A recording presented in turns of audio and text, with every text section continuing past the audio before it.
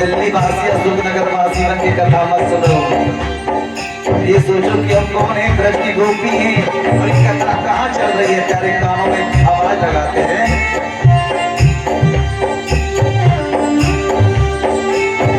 तुम्हारा भाव ही नहीं है कथा सुनने का तो।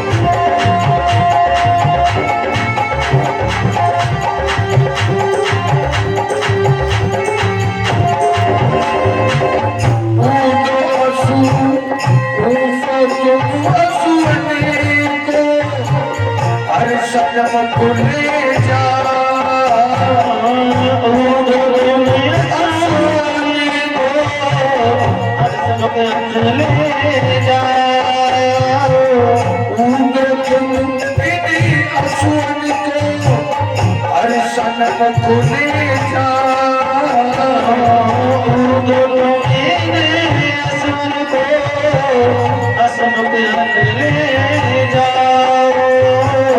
पूछे हरी कुशल तो चरणों में दियो चढ़ा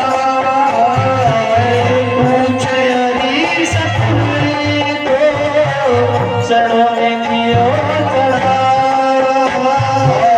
पूछे हरी कुशल तो चरणों में दियो चढ़ा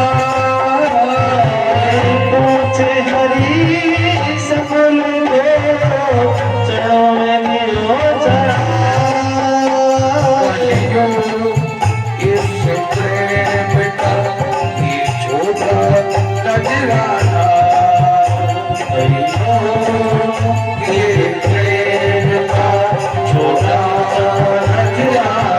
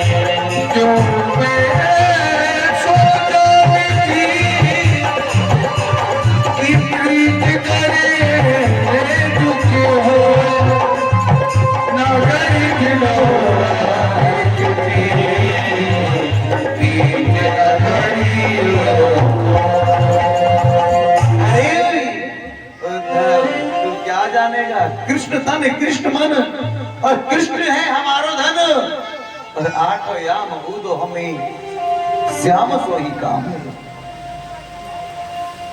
उद्धव तो क्या समझता है कि हमको कृष्ण से मिलने नहीं जा सकते? अरे वृंदावन से मथुरा जाने का रास्ता 15 मिनट, दिन में चाहे तो 50 बार मिल ली, लेकिन हम वो काम नहीं करते जिससे हमारे कृष्ण को कष्ट हो। लेकिन उद्धव तू क्या समझेगा?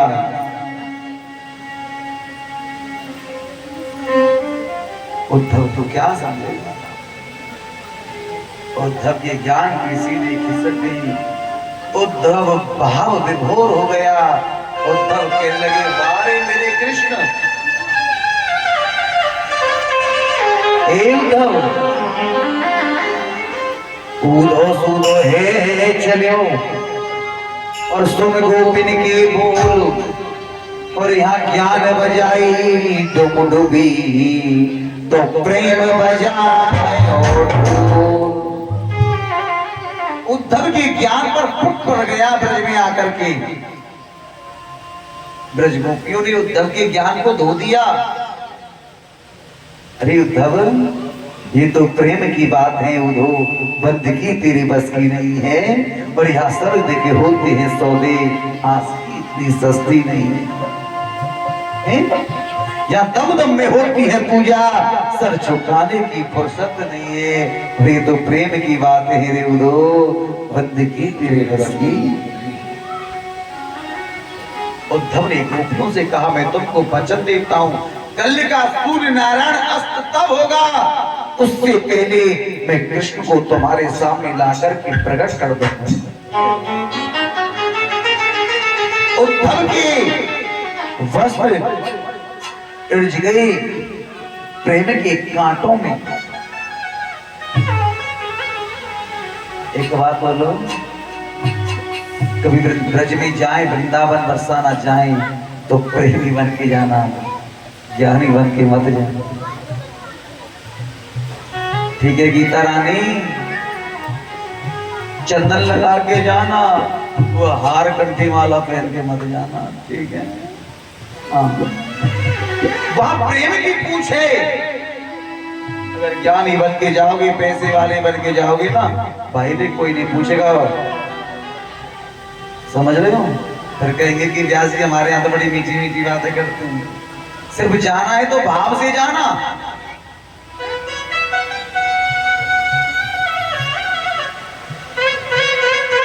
इधर महाराज,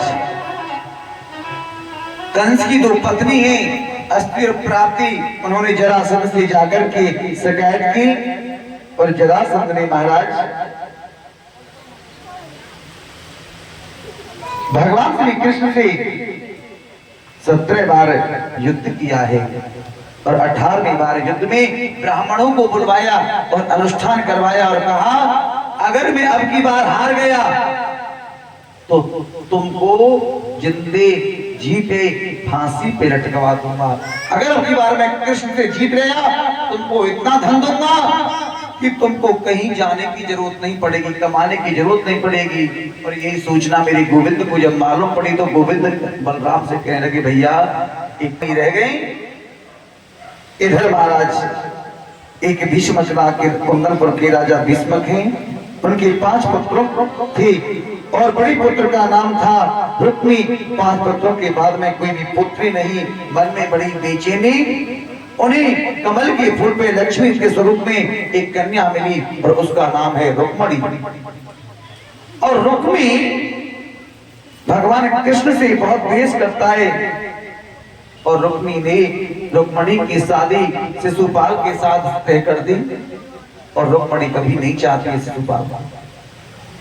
रुक्मणी ने पत्र लिखा, हे द्वारका, हे भगवान श्री कृष्ण, हे द्वारकाधीश, मैं शिशुपाल को नहीं चाहती हूँ। अरे मैंने तो जीवन में सिर्फ आपसे प्रेम किया है, आप कैसे भी करके आओ और मुझे ले जाओ यहाँ से।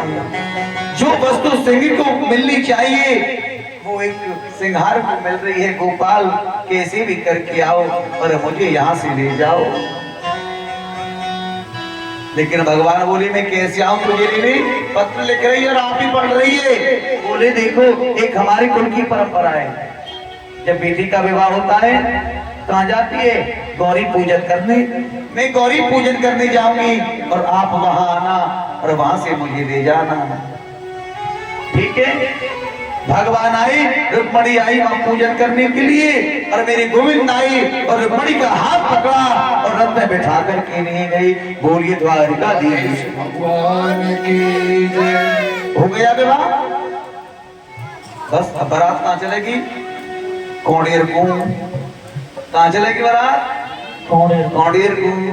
कहाँ चलेंगे विष्णु भैया रात में? कौड़ी। शास्त्री जी बारात में कहाँ चलेंगे? कौड़ी। घर के उनको फोन कर दो, 2 से आधी बारात आ जाएगी।